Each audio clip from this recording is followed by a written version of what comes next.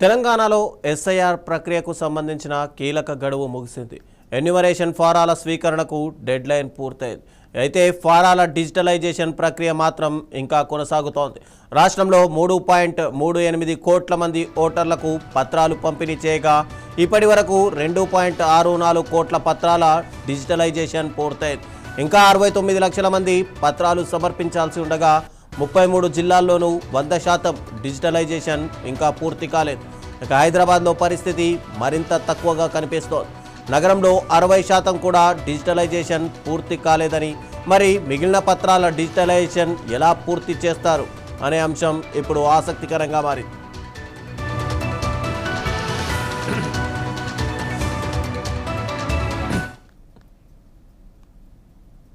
DSC ఉద్యోగాల భర్తీపై CM